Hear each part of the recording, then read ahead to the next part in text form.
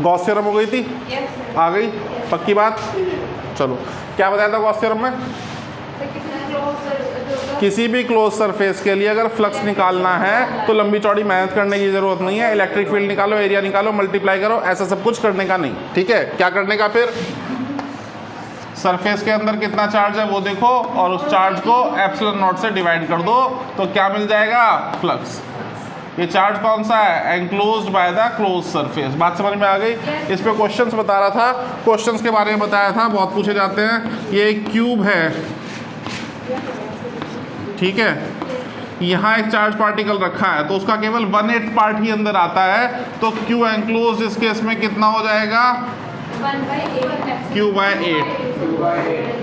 Phi की value Q by 8 upon epsilon naught, तो answer हो जाएगा क्यू बाय 8 एप्सिलॉन नॉट। बात समझ में आई?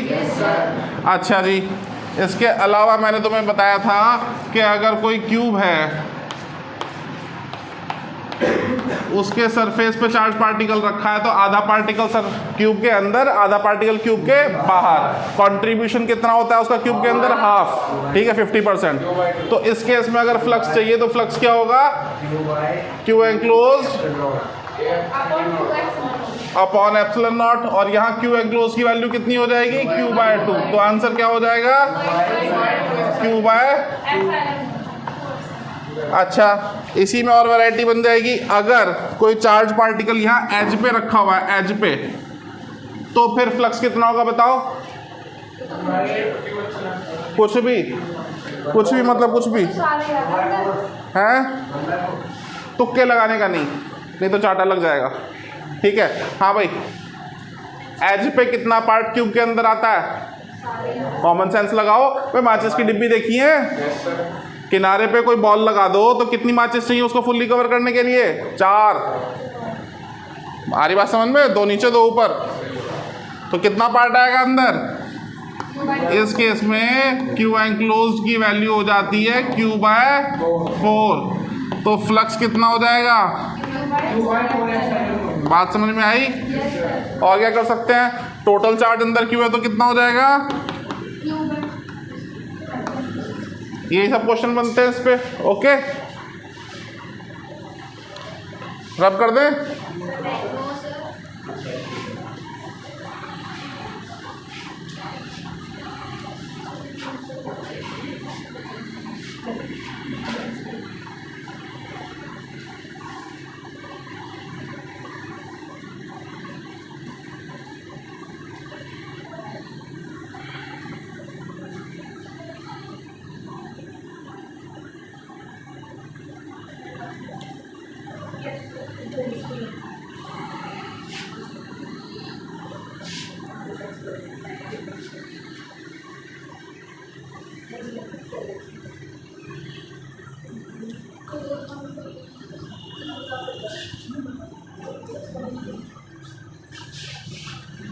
रब कर दे भाई।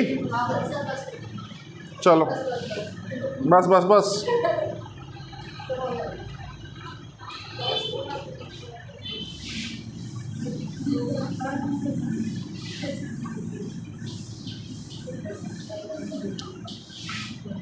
इलेक्ट्रिक फ्लक्स हो गया। कौन बोलेगा? इलेक्ट्रिक फ्लक्स क्या होता है भाई, बता जल्दी। नीचे खोल रखा है ना, बहुत जल्दी। अच्छा, अभी तो खोला भी नहीं है। अच्छा, धमका मत मुझे, कोई बात नहीं, डरा मत। हाँ, कौन बताएगा? इलेक्ट्रिक फ्लक्स बताओ। Electric field lines passing through an area normal to it. Normal होना जरूरी है, ठीक है? या फिर dot product of electric field vector and area vector is known as electric flux. कैसी क्वांटिटी होती है इलेक्ट्रिक फ्लक्स? यूनिट क्या होती है? न्यूटन मीटर स्क्वायर पर कूलम। कुछ भी याद नहीं है, पढ़ते नहीं है घर जाके। 2 kP अपॉन आर क्यूब किसका फॉर्मूला? सर वो एक्सिस पे, मतलब एक्सियल इलेक्ट्रिक फील्ड, डाइपोल के एक्सिस पे फील्ड का फॉर्मूला, ठीक है? डाइपोल के एक्सिस पे potential kP upon R square. बिल्कुल नहीं पढ़ते। पोटेंशियल इक्वेटोरियल लाइन पे पोटेंशियल, इक्वेटोरियल पे 0 होता है। 0 होता है। घर जाके कॉपी खोल लिया करो, जाहिलो।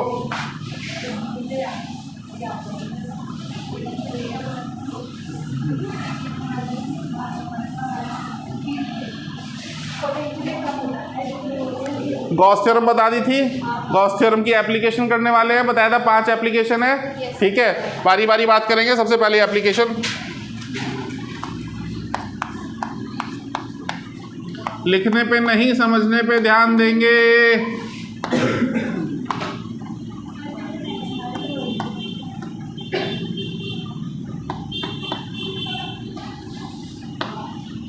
सबसे पहली एप्लीकेशन,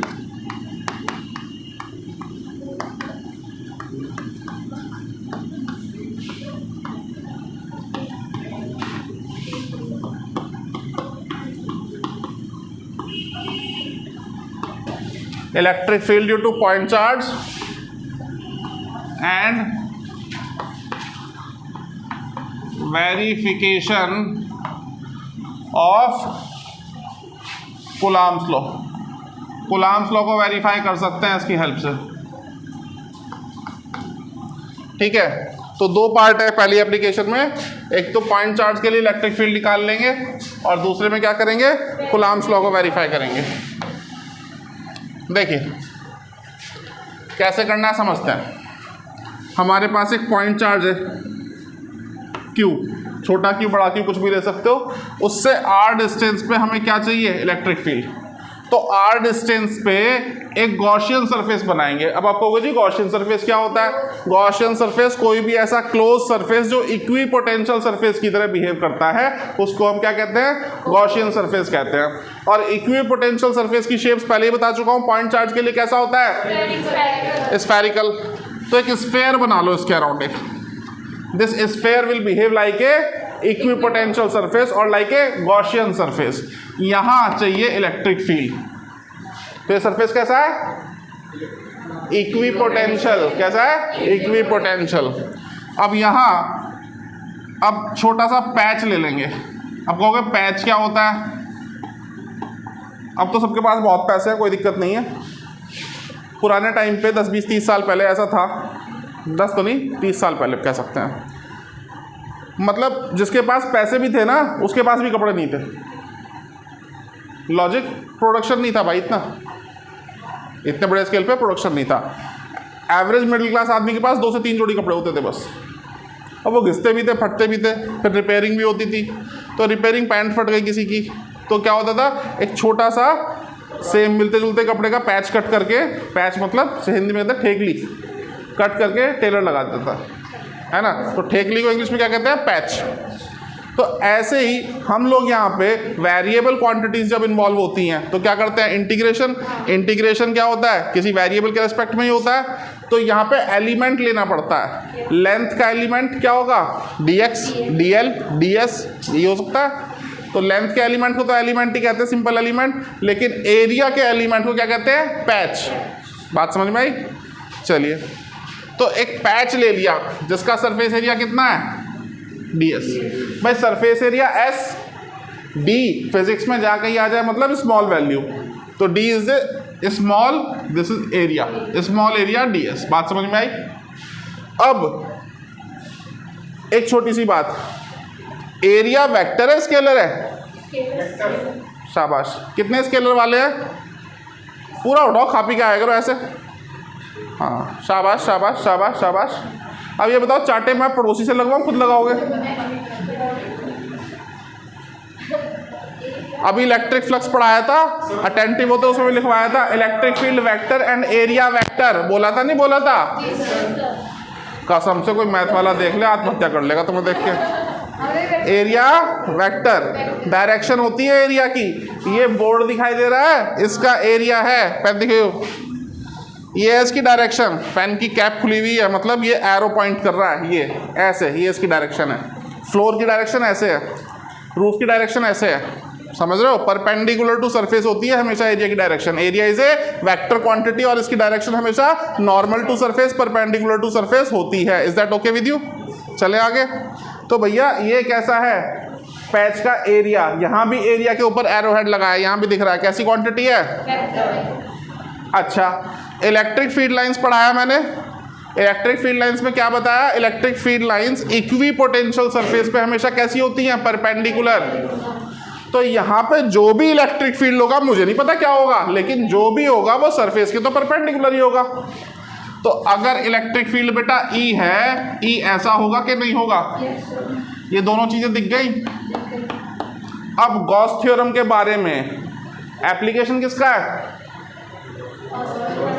इस चैप्टर में 2 ही लॉ हैं, एक कुलाम का लॉ और एक गॉस का लॉ। कुलाम के लॉ के लिए काम करते हैं तो कुलाम लॉ लगाते हैं सब जगह, गॉस थ्योरम के एप्लीकेशन पढ़ रहे हैं तो गॉस थ्योरम लगाएंगे। तो गॉस थ्योरम का जो फॉर्मूला पढ़ा था उसको अप्लाई करके कुछ निकालने वाले हैं, इतना तो क्लैरिफाइड है। अब गॉस थ्योरम में पढ़ा क्या था? ठीक है, कि बचपन में माँ की बात सुनी होती तो आज ये दिन देखना पड़ता कि क्या कहती थी माँ। जब सुना ही नहीं क्या कहती थी माँ, तो कैसे बता दूँ क्या कहती थी? तो गॉस लॉ क्या है? जब सुना ही नहीं क्या है गॉस लॉ, तो कैसे बता दूँ क्या है गॉस लॉ? सुना किसी ने? क्या होता है? इसमें कहीं वेरिएबल दिखाई दे रहे हैं, तो वेरिएबल के लिए क्या लगाएंगे? याद आया? बत्ती जली?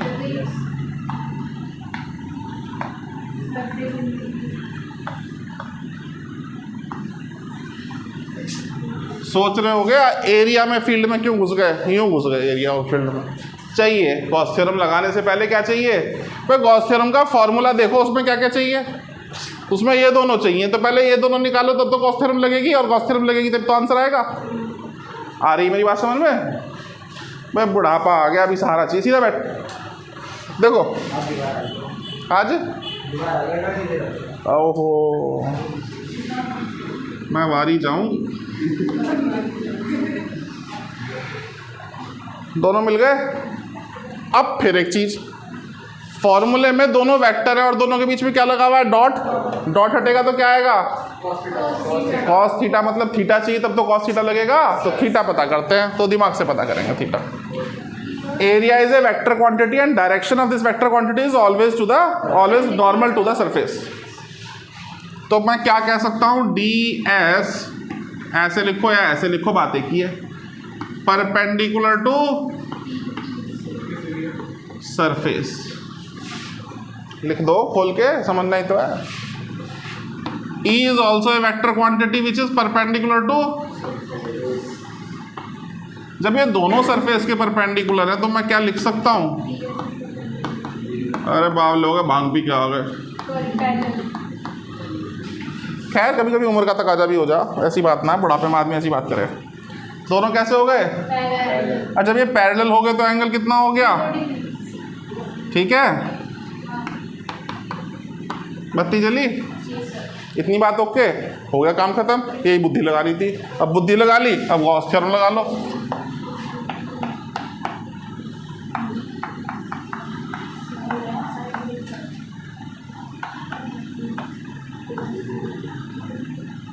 ठीक है, आई बात समझ में?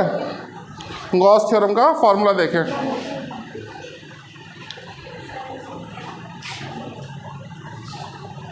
देखना पड़ेगा ना कहाँ तक लिखूँ, कहाँ तक ना लिखूँ, कहाँ तक कट रहा।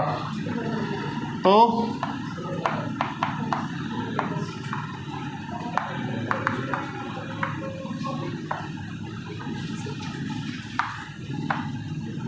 कोई दिक्कत, समस्या, परेशानी यहाँ तक? डॉट हटा के क्या लगा दूँ? क्या बात स्मार्ट हो गई लड़की। E D S cos, zero ही ना लिख दूँ सीधा। और क्यू एंक्लोज कितना है? गॉस सरफेस के अंदर कितना चार्ज है? तो इसकी जगह क्यू ही ना लिख दूं।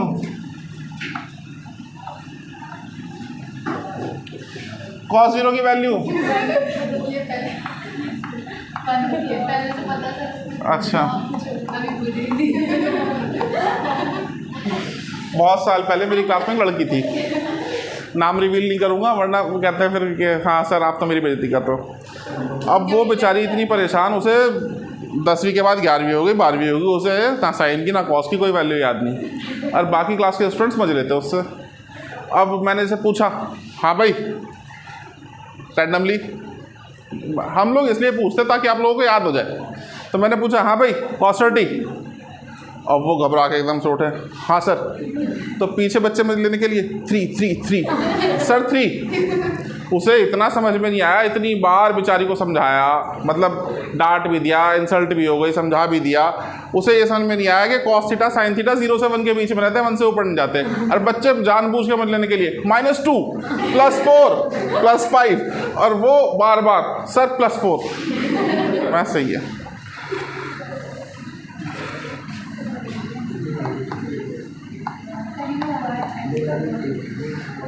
बेटा कई बार बता चुके आप लोगों को, dx का इंटीग्रेशन x, dt का इंटीग्रेशन, dv का इंटीग्रेशन, dA का इंटीग्रेशन।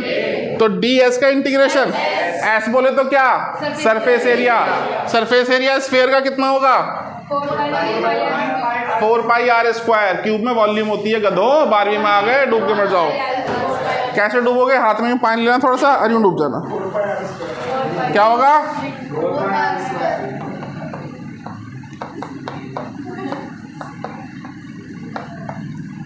देखिए भाई कट तो नहीं रहा। चलो यहाँ तक आ गया। लास्ट स्टेप यहाँ लिख देते हैं, यहाँ से। तो क्या हो गया, क्यूब आया 4 पाई r square epsilon not. Rearrange कर लो तो क्या लिख दोगे, 1/4 पाई एप्सिलॉन नॉट, या फिर E इज इक्वल टू, यही तो था पॉइंट चार्ज का। वही दोबारा प्रूव हो गया। यही तो चाहिए था। कोई दिक्कत, समस्या, परेशानी, छाप लो फटाफट से।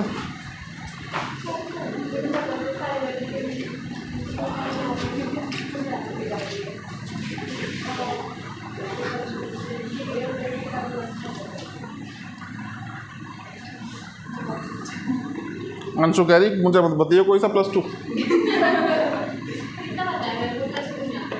है। अब जनरेशन गैप आ गया ना, वो 7-8 साल पुरानी बात है। वो 2012 की बात कर रहा हूँ मैं।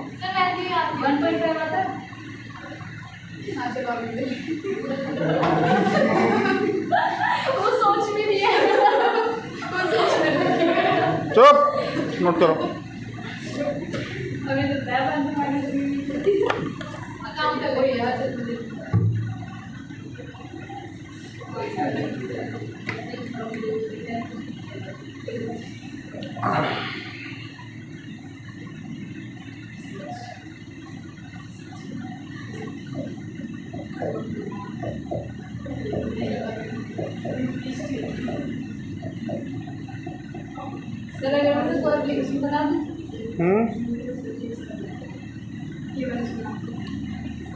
पढ़ लो, बाद में बात करना।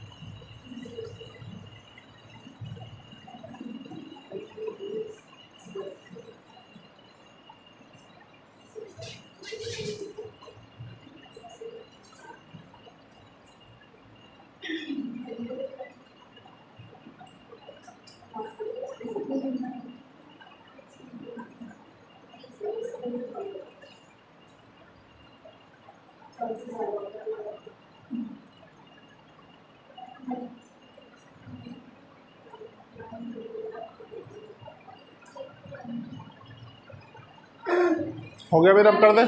सभी यही सोचते सब लोग। अरे वो मना कर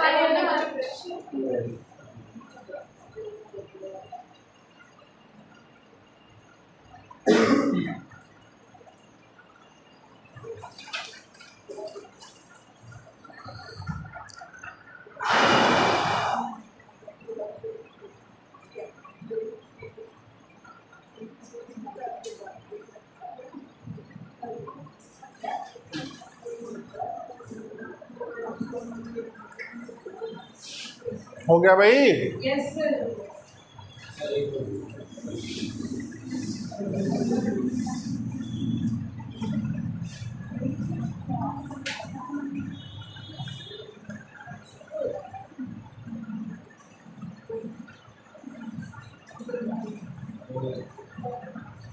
इलेक्ट्रिक पोटेंशियल एनर्जी का फॉर्मूला। हाँ भाई, इलेक्ट्रिक पोटेंशियल एनर्जी का फॉर्मूला। मतलब आंसर भी नहीं आता, शर्म भी नहीं आती। KQ1 Q2 bye are. ठीक है,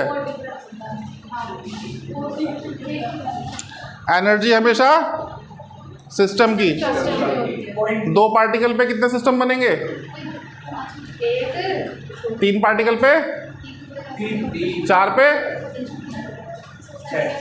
5 पे, 10।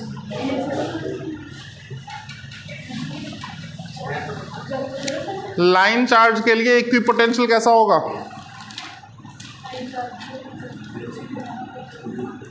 लाइन चार्ज के लिए equipotential surface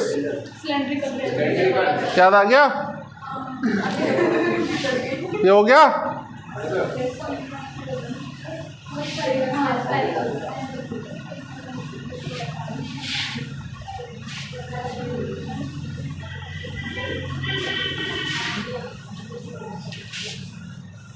Electric field lines move from Rahi,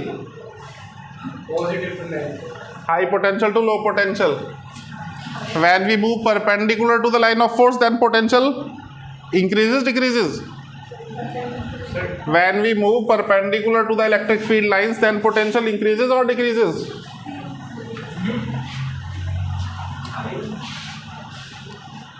Increases, decreases. line of force.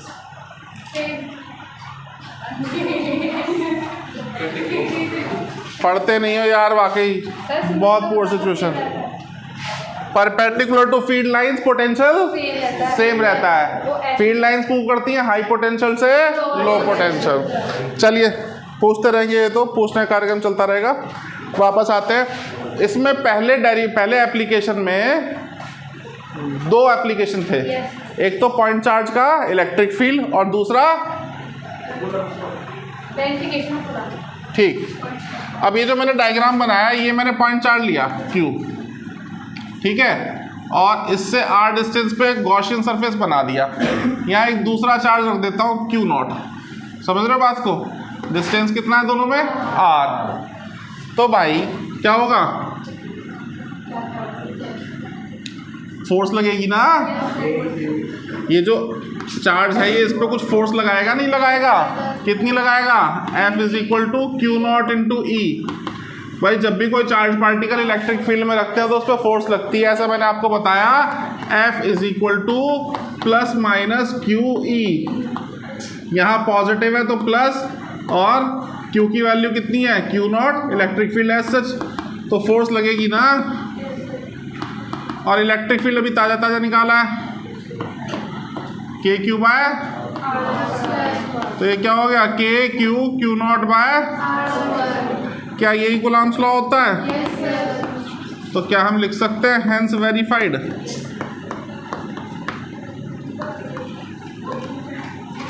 Diagram बनाइए, नोट करिए बहुत जल्दी।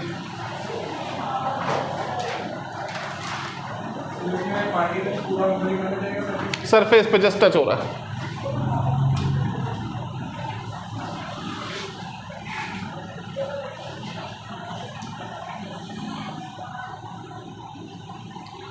पढ़ लो बेटा, पढ़ लो, बर्डन लेके मत चलो इसको, तुम्हारे काम आएगा। ठीक है, बोरिंग मोटिवेशन लेक्चर नहीं देना चाहता मैं तुम लोगों को, पर पढ़ लो, रोज समझाता हूँ, मान जाओ। अगर ध्यान लगाओगे तो घर जाके पढ़ने की ज़रूरत नहीं पड़ेगी, यहीं याद हो जाएगा।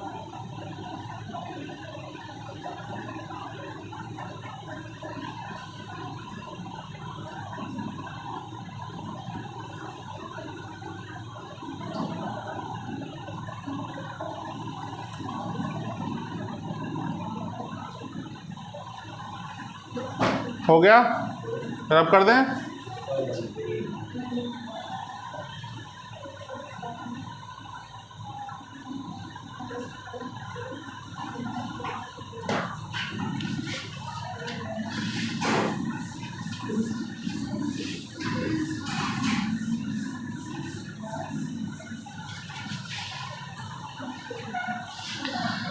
पहला एप्लीकेशन हो गया, दूसरा करते हैं, देखिए।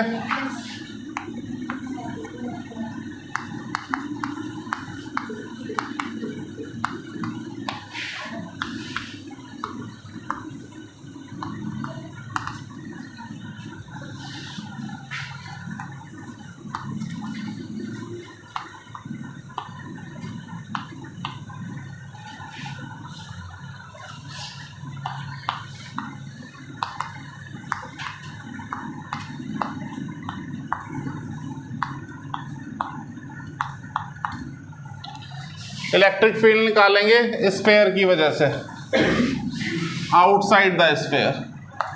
पहले आउटसाइड निकालेंगे, फिर इनसाइड भी निकालेंगे। दोनों पे फॉर्मूला बनता है, काम का है, क्वेश्चन बनता है, याद रखिएगा। चलिए, तो ये एक स्फेयर है भाई,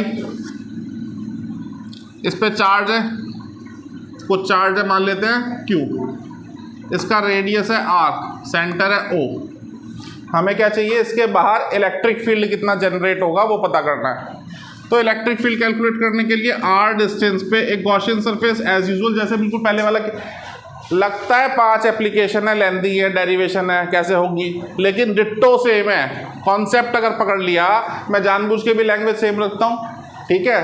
अगर एक का कॉन्सेप्ट पकड़ लिया तो बाकी सारे अपने आप हो जाएंगे, वो खुद दिख जाएगा। देखो R डिस्टेंस पे क्या चाहिए, फील्ड, गॉसियन सरफेस बना दो भाई, बन गया। एक ठेकड़ी ले लो, इलेक्ट्रिक फील्ड E मान लो, ठीक है। तो जैसा हम जानते हैं ds is perpendicular to surface, E is, reason भी पता होना चाहिए, तो कहीं पेलना, ds is the area vector, और एरिया वेक्टर हमेशा सरफेस के परपेंडिकुलर होता है। इलेक्ट्रिक फील्ड इक्विपोटेंशियल सरफेस पे हमेशा परपेंडिकुलर होता है, इसलिए। हाँ हाँ, तो ds इक्विपोटेंशियल सरफेस को गॉसियन कहते हैं, या गॉसियन हमेशा इक्विपोटेंशियल होता है, सिनोनिमस है दोनों। दोनों कैसे हो गए आपस में, एंगल कितना हो गया, काम खत्म। Now according to Gauss theorem क्या हो जाएगा, यही करा था।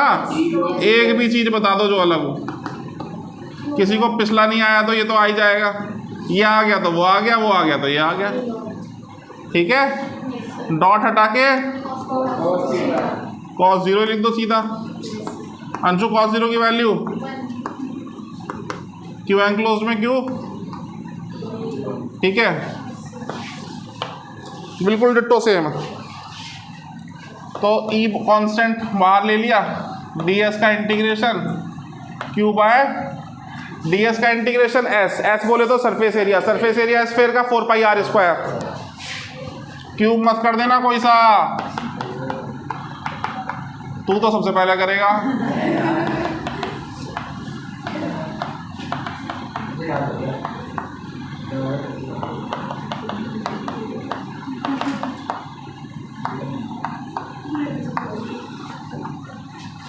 मिल गया, आया नहीं आया, सिंप्लीफाइड वे में लिखना चाहते हो तो ये लिख लो। मजे की बात क्या है, क्वेश्चन भी बनता है, ध्यान रखना।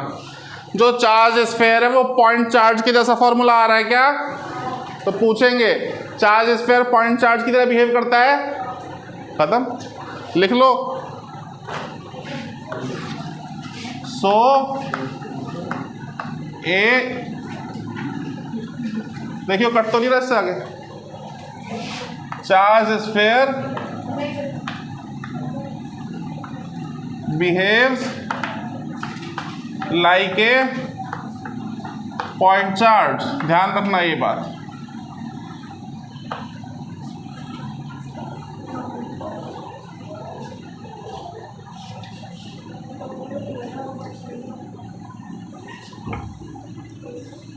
समझ आ गया? डिट्टो सेम है, कुछ खास क्या डिफरेंस ही नहीं है, कुछ सारे स्टेप सेम नहीं है। पर इस बात का मुझे भरोसा तो कभी याद ना हुआ।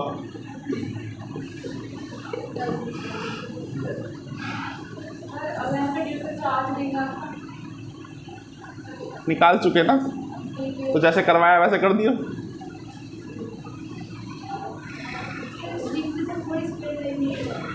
यार तेरा 2D 3D खराब है तेरे। किसी ढंग के डॉक्टर को दिखा बेटा, टाइम से ही दिखा ले। मैं तो एक टाइम के बाद वो भी कहते हैं अब आपको दवा की नहीं दुआ की ज़रूरत है, वो स्थिति नाजुक हो जाएगी।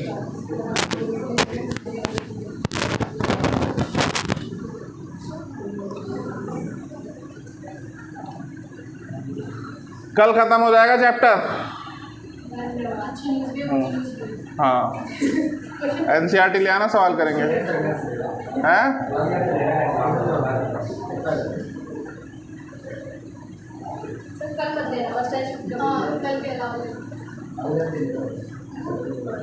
तुम्हें 6 महीने छोड़ दिया जाए ना, पढ़ लो बेटा, टेस्ट लूँगा उसके बाद, तो जब भी तुम्हारा ये हाल रहेगा।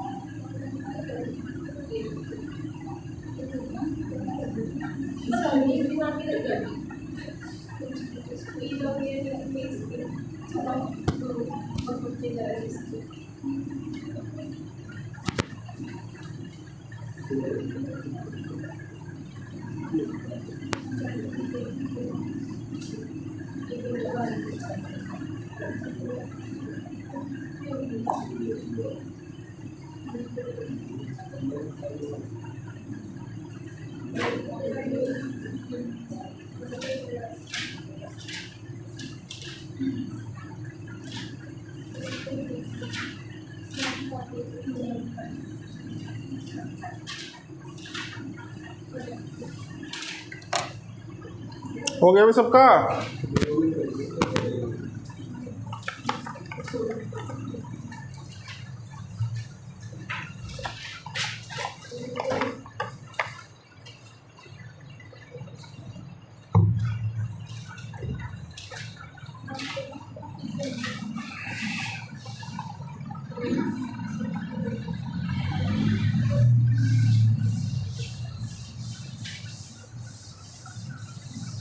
हो गया ना?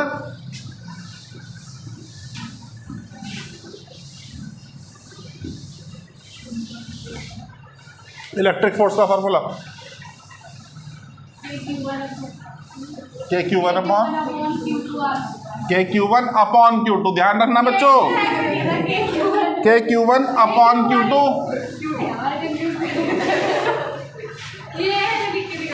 लिख के मत दिखाया आप।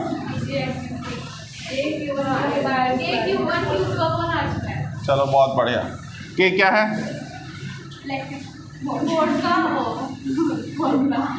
फॉर्मूला के सही सही बताइए कितने लेवे? एप्सिलॉन नॉट क्या है? तो वो है सर, है मुझे याद नहीं आ रहा। परमिटिविटी, हाँ परमिटिविटी होगा। फ्री स्पेस वैल्यू कितनी होती है इसकी? हाँ 8.85 गुलाम स्क्वायर पर मीटर। कुछ सीख।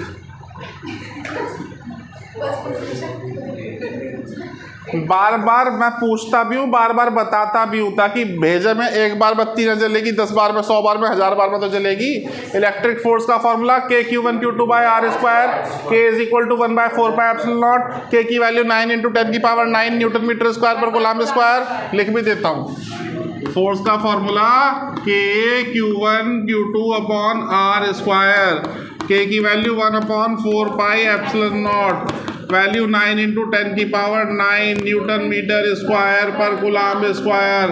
ε0 परमिटिविटी ऑफ फ्री स्पेस, क्या कहते हैं इसको, परमिटिविटी। वैल्यू क्या होती है 8.85 10⁻⁻12 गुलाम स्क्वायर पर न्यूटन मीटर स्क्वायर। याद रहेगा, पक्की बात है।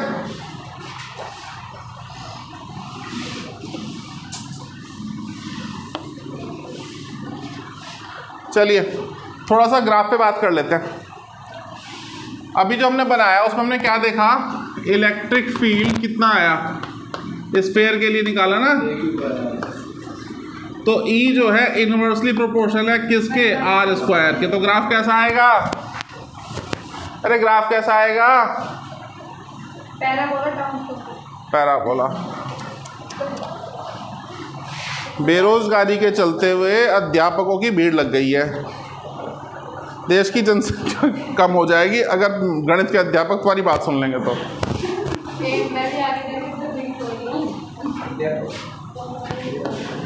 देखो सुन लो, मोटी मोटी बात बता रहा हूँ, ज़्यादा खोपड़ी नहीं चलाना। y अगर डायरेक्टली प्रोपोर्शनल है x के तो स्ट्रेट लाइन,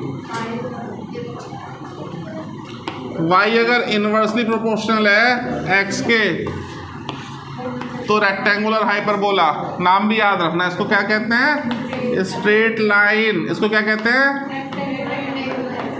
हाइपरबोला। कौन सा बोला, हाँ, y x स्क्वायर के प्रोपोर्शनल है या x y स्क्वायर के प्रोपोर्शनल है तो पैराबोला। ऐसा या ऐसा या ऐसा, याद आया, याददाश्त वापस आई, चलो, या ऐसा। और y square plus x square is equal to a square है तो सर्कल, ठीक है। या फिर y square upon a square plus x square upon b square is equal to 1 तो एलिप्स।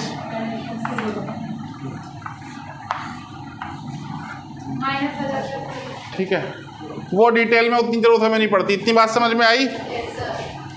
चलो अब स्ट्रेट लाइन में भी बहुत सारी पॉसिबिलिटी हो जाती हैं। हाँ भैया वहीं आ रहा हूँ यार, नोट करना है बहुत जल्दी।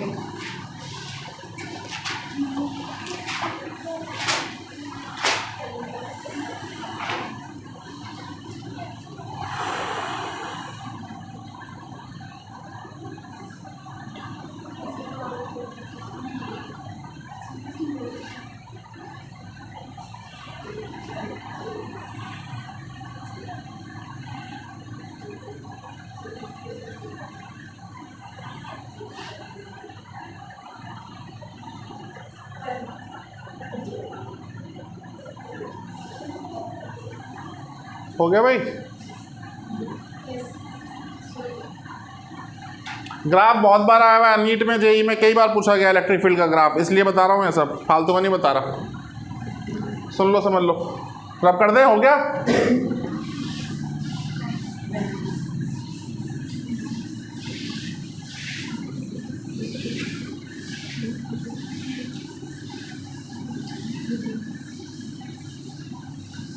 स्ट्रेट लाइन का ग्राफ तो बहुत ज़्यादा पूछा जाता है, बहुत ज़रूरत पड़ती है, इससे थोड़ा सा स्ट्रेट लाइन को और बता देता हूँ। स्ट्रेट लाइन की जनरल इक्वेशन होती है y is equal to mx plus C, ये तो पता ही होगा। इसको कहते हैं स्लोप और इसको कहते हैं इंटरसेप्ट। तो ये कई तरह का हो सकता है, ये ऐसा भी हो सकता है, ये ऐसा भी हो सकता है, ये ऐसा भी हो सकता है, ये ऐसा भी हो सकता है, ये ऐसा भी हो सकता है, ये ऐसा भी हो सकता है, ये ऐसा भी हो सकता है, ये ऐसा भी हो सकता है। अब कैसे पता चले कौन सा होगा? This is x axis, this is y axis, this is y, this is x, this is origin, this is y, this is x, this is origin, this is y, this is x, this is origin, this is y, this is x, this is origin, y ये x ये origin, ये y ये x ये origin, और भैया ये y ये x ये ओरिजिन। अब समझो ज़रा, स्लोप जिनको आता है वेल एंड गुड, मैथमेटिकली तो स्लोप कह सकता हूँ मैं, स्लोप बोले तो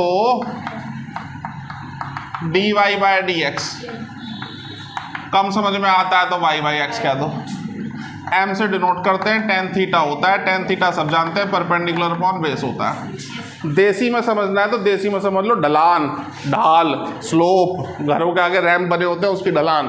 बच्चे क्या करते हैं, फिसल फिसल के पैंट फाड़ लेते हैं वहाँ पे, ठीक है। Slope is zero. किसी घर के आगे रैम्प इस तरह का है तो स्लोप कितना हो गया? स्लोप बढ़ा घटा और बड़ा घटा और बड़ा घटा और बड़ा घटा, ऐसे हो गया तो स्लोप इनफाइनाइट, ऐसे हो गया तो स्लोप जीरो। समझ में आई बात? बीच में तो स्लोप पॉजिटिव। अब ये ऐसे हो जाए तो स्लोप नेगेटिव। बात समझ में आ रही है? अच्छा, तो स्लोप बेसिकली आपको समझ में आया, लेकिन स्लोप के बारे में बता दूं, एंगल से जज किया जाता है। अगर एंगल जो है, किस किस का एंगल, ये जो हमारी लाइन है ये कुछ एंगल बनाएगी एक्स एक्सिस के साथ, किसके साथ? एक्स डायरेक्शन में। अगर वो एंगल 0 से 90 के बीच में है तो स्लोप पॉजिटिव, क्योंकि टेन थीटा की वैल्यू 0 से 90 तक रहती है पॉजिटिव। अगर 90 है तो इनफाइनाइट, तभी तो आया स्लोप इनफाइनाइट। 1090 की वैल्यू भी होती है इनफाइनाइट। 90 से 180 के बीच में स्लोप होता है नेगेटिव, क्योंकि 90 से 180 के बीच में टेन थीटा की वैल्यू होती है, ठीक है। यहाँ स्लोप जीरो, यहाँ स्लोप इनफाइनाइट, लिख देते हैं स्लोप जीरो, स्लोप पॉजिटिव, 0 से 90 के बीच में है ना, अब 30 हो, 45 हो, 50 हो, 60 हो, कुछ भी हो। स्लोप एंगल दिख रहा है ना, पॉजिटिव। स्लोप पावली ऑप्टिक्स दिख रहा तुझे जान जी, दारू वालों, दारूबाज, एम नेगेटिव। बोल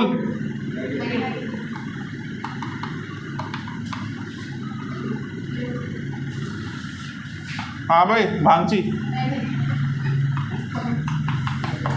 छठे में बाल को पढ़ा रहा हूँ, समझ में आया? तो इक्वेशन में दिखेगा -2x प्लस समथिंग है तो नेगेटिव वाला कोई सा होगा, +2x प्लस समथिंग है तो पॉजिटिव वाला कोई सा होगा। अच्छा, अब बात आई इंटरसेप्ट की। ये जो आगे वाला पार्ट है ये इंटरसेप्ट है।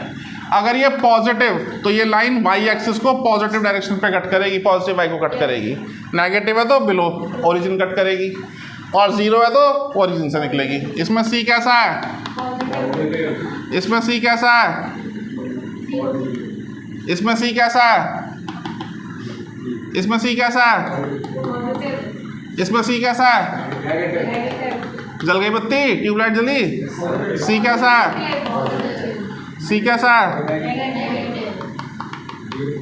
ठीक है, स्ट्रेट लाइन की कहानी खत्म। नीट जेई की आगे तक की कहानी खत्म। फिजिक्स के स्ट्रेट लाइन, केमिस्ट्री के स्ट्रेट लाइन, सारे स्ट्रेट लाइन खत्म है। नोट कर लो बहुत जल्दी, 2 मिनट के अंदर।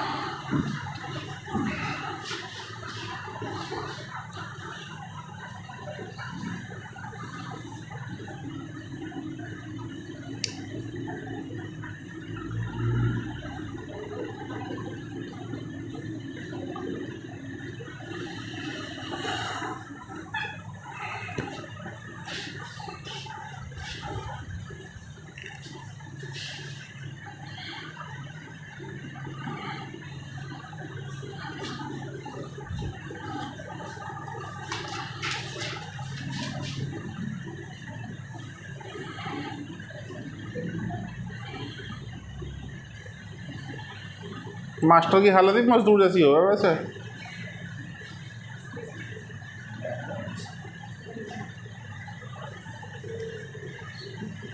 हो गया भैया?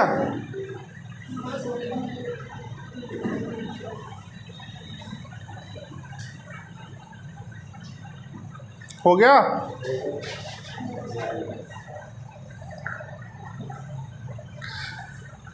अरे कर लो यार, 2 बात और बता दूं ना भैया, कर ले मेरे लाल, मुझे पता तो मेरी बहुत चिंता करे।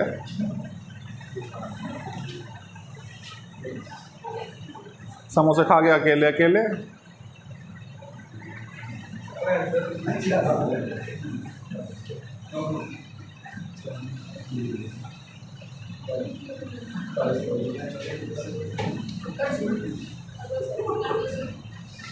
हो गया?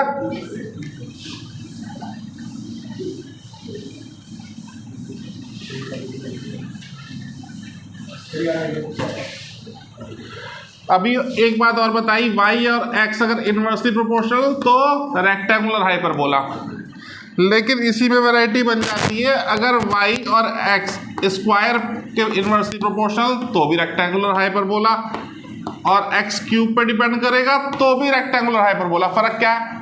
डेप्थ बढ़ती जाएगी, गहराई बढ़ती जाएगी। एक पे बनाओगे तो दिखेगा फर्क। एक यूं, एक यूं, एक यूं, ये x वाला, ये x स्क्वायर वाला, x क्यूब वाला दिखा। तो हमारे वाला जो ग्राफ बन रहा था वो कैसा है, समझ गए?